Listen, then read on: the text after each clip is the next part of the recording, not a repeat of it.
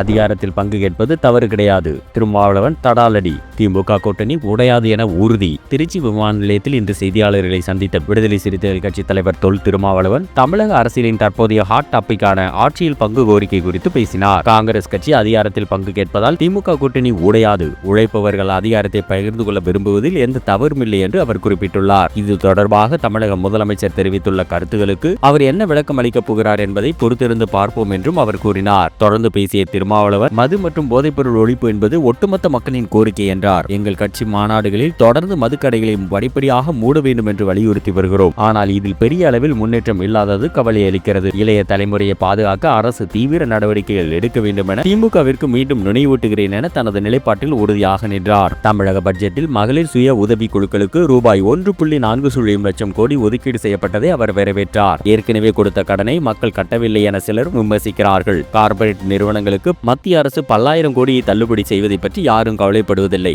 ஏழை பெண்களுக்கு வழங்கும் இந்த தொகையை அரசு நல்லெண்ண அடிப்படையில் வழங்குகிறது என அவர் ஆதரவு தெரிவித்தார். திமுக கூட்டணி மிகவும் கட்டுக்கோப்பாக உள்ளதாகவும் தேர்தல் நேரத்தில் எழுந்துள்ள விவாதங்கள் பேச்சுவார்த்தை மூலம் சுமூகமாக முடிவடையும் என்றும் திருமாவளவன் நம்பிக்கை தெரிவித்தார்.